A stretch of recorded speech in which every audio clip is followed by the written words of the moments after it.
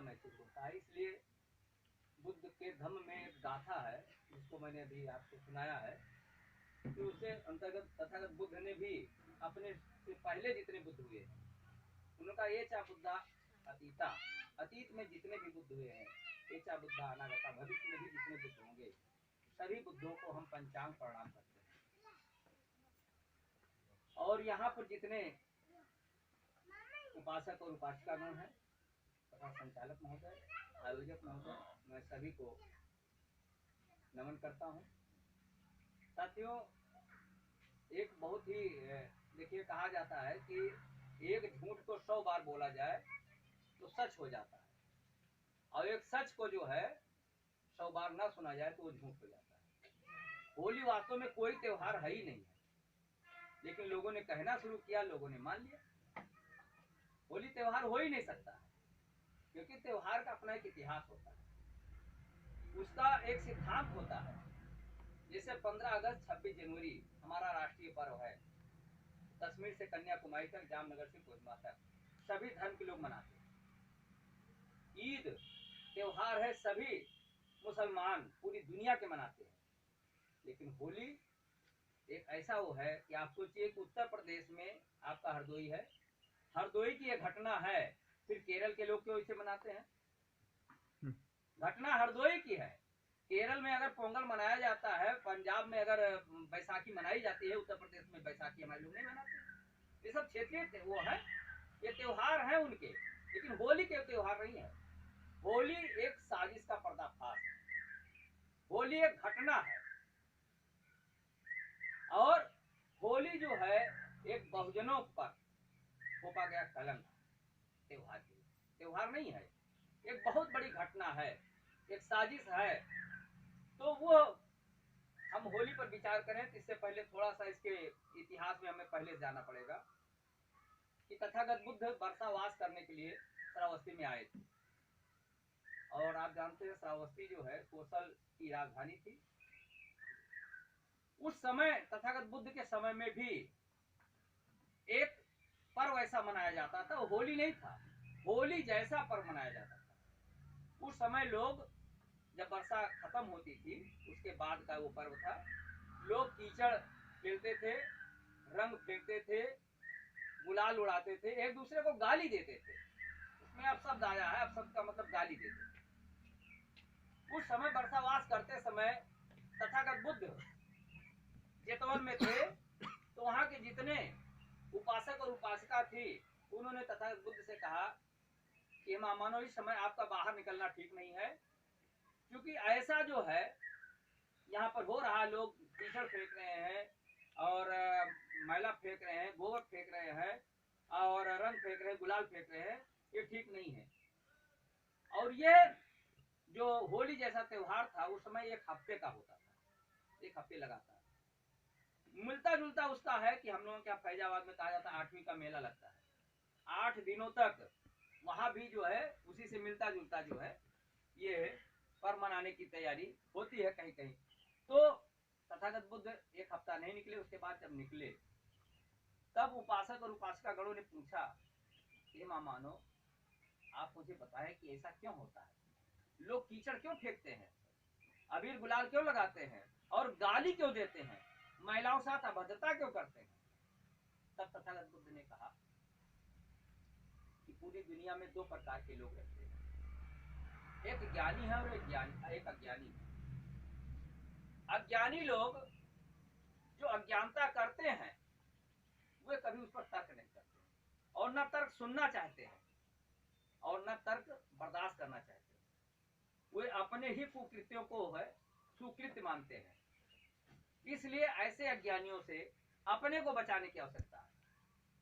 और तथागत बुद्ध ने कहा कि हमें लोगों को, और इसी उसमें जो है कपिलवस्तु तथागत बुद्ध गए थे। और आपको याद होगा कि जब सिद्धार्थ गौतम के रूप में इनको सजा मिली थी राष्ट्र निष्कासन की, और जब ये गए तो अनोमा नदी के उस पार जब ये गए तो इन्होंने अपने सर के बाल काट लिए, अपना वस्त्र परिवर्तन कर लिया। बुद्ध के दर्शन की एक बहुत बड़ी महत्वपूर्ण जानकारी है, आपको जानकर ताज्जुब होगा। जब कत्थक उनका जो था रथवान वो लौट कर आया और यशोधरा से वो घटना बताया। उसी समय यशोधरा ने अपने सर के बाल काट लिए, यशोधरा ने अपने वस्त्र त्याग दिए। ये बहुत बड़ी घटना है, बहुत बड़ी बात है। और जब तक वो जीवित रही हैं, वो भी जो है जब उनको पता चला कि तथागत बुद्ध जो है अब तो सर उठाए रहते हैं, तो वो भी सर मुड़ाते हैं और सादे लिबास में रहने लगी। एक टाइम 12 बजे से पहले केवल एक टाइम भोजन करती थी। आज ही उनका संकल्प हो गया कि हम उनके साथ नहीं हूं, लेकिन उनके विचारों के साथ हूं। वो कहीं भी रहे लेकिन उनके विचार हमारे साथ रहेंगे। इस प्रकार से उन्होंने, तो जब ये कपिल बस पहुंचे तो अक्सर होता है कि इकलौता लड़का इनका राहुल था, तो राहुल अपनी माता से पूछा करता था, क्योंकि मात्र 6 दिन का था तभी वो चले गए थे। पूछा करता था कि हमारे पिताजी कहाँ, हमारे पापा कहाँ हैं, तो बताती थी। तो यशोधरा ने कहा, सभी बच्चे अपने पिता से अपना उत्तराधिकार मांगते हैं, अपना अधिकार मांगते हैं कि पिताजी मेरा उत्तराधिकार दीजिए। मेरा अधिकार क्या है? आपका जो सत्ता है उसमें मुझे हिस्सा चाहिए। आज ही का दिन था और यशोधरा भेजती है राहुल को। तब तथागत बुद्ध कहते हैं कि बिल्कुल आपको मिलेगा, जो मेरे पास सत्ता है उसी का हिस्सा आपको मिलेगा। तो उन्होंने कहा कि पिताजी आपके पास कौन सी सत्ता है? तो उन्होंने कहा हमारे पास धर्म की सत्ता है, और धर्म की सत्ता से बड़ी कोई सत्ता दुनिया में आज भी है कि राष्ट्रपति सिंहासन पर बैठा है और धर्माधिकारी अगर पहुंच जाएगा तो राष्ट्रपति खड़ा हो जाएगा। आज भी है। और धर्माधिकारी बैठा है और राष्ट्राध्यक्ष, राष्ट्रपति, प्रधानमंत्री आए जाएंगे, वो उसके सम्मान में नहीं। इतना महत्व है। तो उन्होंने कहा जो सबसे बड़ी सत्ता मेरे पास है वो धर्म की सत्ता है। मैं उस धर्म की सत्ता का आपको अपना उत्तराधिकारी बनाऊंगा, मैं उसे आपको दूंगा। तो उन्होंने कहा कि ठीक है। तो उन्होंने राहुल को आज के दिन जो है बौद्ध धर्म के दिन, और आज ही के दिन, इससे पहले सबसे पहले उन्होंने जिसको दीक्षा दिया था वो अरहत उपालि को दिया था, जो ज्येष्ठ और श्रेष्ठ भिक्षु थे, जिन्हें विनयधर कहा जाता है, विनय पीठे के रचयिता थे, उनको दीक्षा दिया था। और आनंद को भी होली के दिन ही उन्होंने दीक्षा देने का कार्य किया था। यहाँ तक कि इनकी जो माँ के रूप में जिन्होंने पाला पोसा, महाप्रजापति गौतमी जो इनकी मौसी थी, उन्होंने भी इनसे कहा था कि मुझे जो है धर्म की दीक्षा लेना है, लेकिन इन्होंने मना कर दिया था और कहा कि माता जी आप बुद्ध धर्म की जो कसौटी है उस पर आप खरी नहीं उतर सकती हैं, और जिस दिन आप खरी उतरेंगी उस दिन मैं आपको दीक्षा दे दूंगा। और ये मना करते रहे। आनंद ने कहा कि हे महामानो, तमाम धर्मों की तरीके से हमारे धर्म पर भी आक्षेप लगेगा। तमाम धर्म के लोग अपने यहाँ महिलाओं को प्रवेश नहीं देते हैं। अगर हम भी अपने यहाँ महिलाओं को प्रवेश नहीं देंगे तो पुरुष प्रधान धर्म हमारा हो जाएगा। तो उन्होंने कहा महिलाएं क्या उस कसौटी पर खड़ी उतर सकती हैं? तब आनंद ने कहा उस कसौटी की लिस्ट बताइए। तो उन्होंने पूरी बताया कि महिलाओं को इतना सारा जो है अनुशासन सिद्धांत बरतना पड़ेगा। तो सबसे पहले महाप्रजापति गौतमी ने उसको अपने ऊपर लागू किया और कहा कि मैं तुम्हारी माँ हूँ, तुम जितना कसौटी खड़े उतरते हो उससे मैं कई गुना ज्यादा आगे कसौटी पर खड़े उतरूंगी। जितनी कड़ी परीक्षा लेना हो ले लो, लेकिन मैं भिक्षुणी बन के रहूंगी। और महाप्रजापति गौतमी की देन है कि जो भिक्षुणी संघ का निर्माण हुआ ये उनकी वजह से हुआ है। उनको भी दीक्षा जो है आज ही के दिन दिया गया था। और जो नंद इनके गौतमी के पुत्र थे उनको भी इन्होंने दीक्षा दिया था। ये जो है फागुन पूर्णिमा का दिन इतना पावन पर्व है कि जो धर्म दीक्षा देने का कार्य हुआ था, इन लोगों को इन्होंने दीक्षा दे देकर। और 823 ईस्वी में एक महान घटना और हुई थी। 823 ईस्वी में धम्मपद की जो चीनी भाषा में अनुवाद हुआ था वो आज ही के दिन जो है पूर्ण हुआ था चीनी भाषा में। बहुत बड़ा ग्रंथ है और दुनिया के सबसे बड़ा ग्रंथ अगर कोई है तो त्रिपिटक है। इससे बड़ा दुनिया में कोई ग्रंथ है ही नहीं। इतना भारी, इतना बड़ा मतलब ग्रंथों में है कि दुनिया के किसी धर्म का इतना बड़ा वो नहीं है। इसलिए कोई एक व्यक्ति जो है इतने सारे ग्रंथों को जो उनका वो है मौलिक रूप से वो न रख पाता है, न पढ़ पाता है।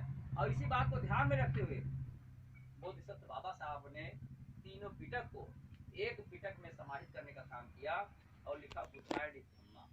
उसमें तीनों पिटक को समाहित कर दिया कि सारे लोग जो है हमारे इतनी क्षमता नहीं है कि बहुत महंगे हो जाते हैं, कम से कम कुछ नहीं तो तीनों पिटक के सारे खंडक को अगर खरीदा जाए तो आज की डेट में कम से कम कुछ नहीं तो 4 या 5 लाख रुपए का।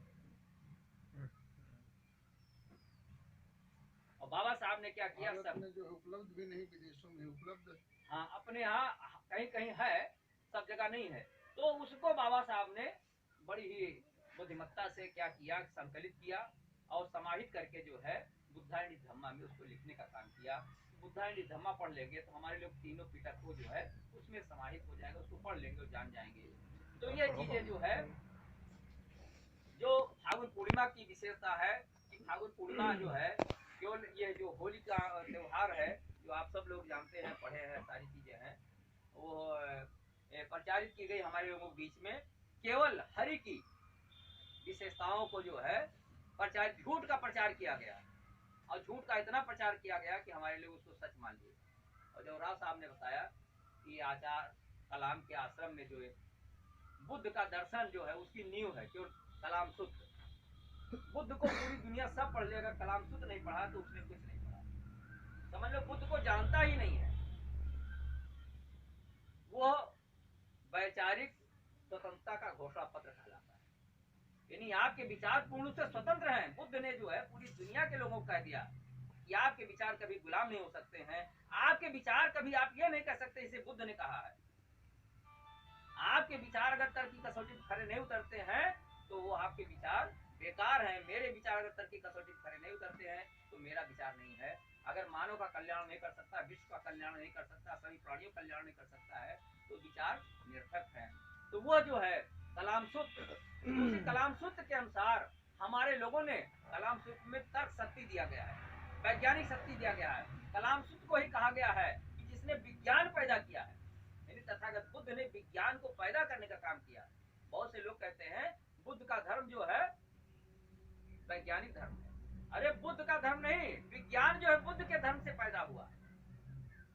तर्क की जो मीमांसा है, तर्क का जो सिद्धांत है वो कलाम सूत्र में दिया गया है।